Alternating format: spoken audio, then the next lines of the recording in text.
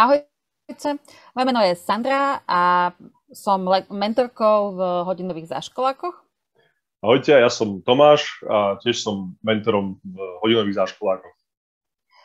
My by sme vám dneska chceli priblížiť priebeh hodiny, ktorú sme nazvali Hodinová nežnosť a je venovaná 17. novembru a nežnej revolúcii.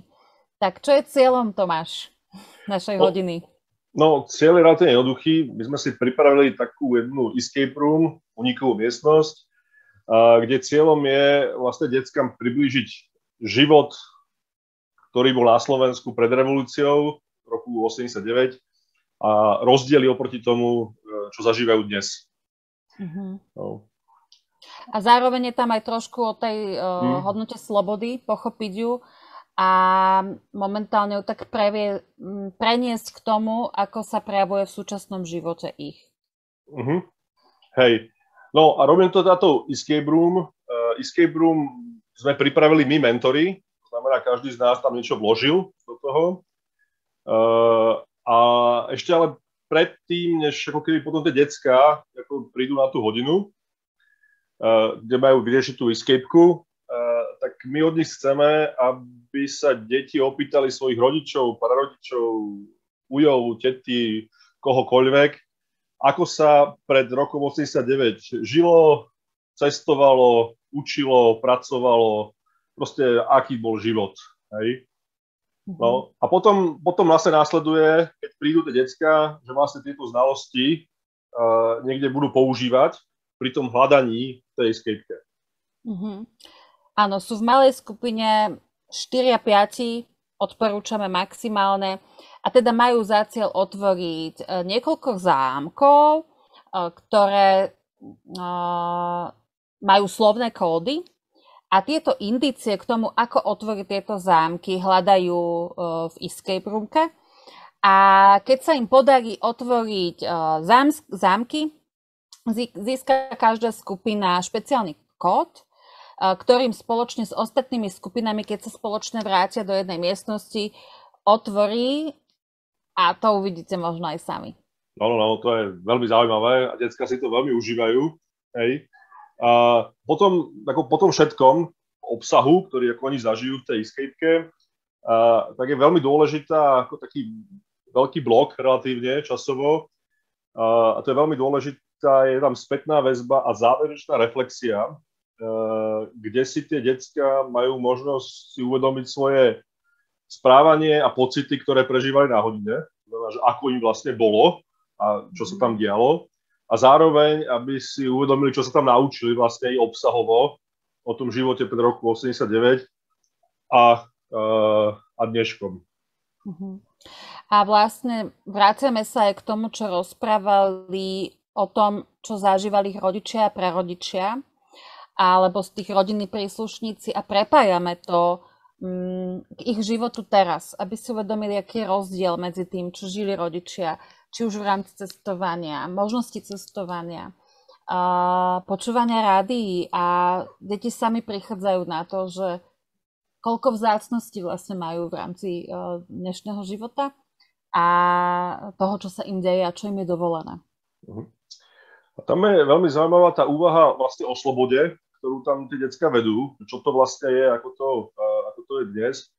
A okrem tejto relatívne dosť hlbokej úvahy, tak počas tých hodín vlastne tí decká si ako rozvíjajú aj tie vlastne osobné zručnosti v tom, ako sa vynachádzať v skupine, ako spolupracovať s ostatnými. To znamená, že tam my dokonca aj provokujeme ich reflexiu a spätnú väzbu im dávame na to, ako sa im darilo počúvať s porozumením, ako si dokázali navzájom dať spätnú väzbu a prijať spätnú väzbu, hej. Ako sa im darilo vlastne v nejakom partnerskom dialogu vymýšľať niečo nového, čo predtým nevedeli, a aby mali partnerský ako dialog, tak je potrebný nejaký rešpektujúci prístup.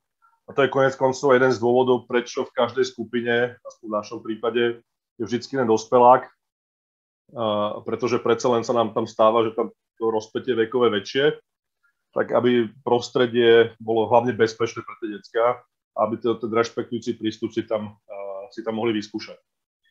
Tak. A Áno, a toto vlastne s nimi reflektujeme aj na tej úrovni, že aby sa aj ocenili, čím prispeli do tímovej spolupráce alebo do tímu ako jednotlivec, ale aj ako celá skupina. A veľmi, keď máme ten priestor, tak aj my, mentori a mentorky, poskytneme túto spätnú väzbu, čím prispel, čo sa nám páčilo. No a je tam ešte taká jedna drobnosť, ktorá sa už netýka detí, ale tých samotných mentorov, že vlastne my sa na tom učíme aj my sami, ako mentori. A my potom ešte po tej každej hodine, to už je niečo, čo v tomto videu ako nebudete vidieť. My máme potom vlastne vlastnú reflexiu mentorskú, kde sa vlastne učíme sami navzájom, viac menej tomu istému, čo tie deti predtým. Takže to je taká ako, vlastne ako, to je rozvojový proces aj pre mentorov, dospelákov. No. Dobre.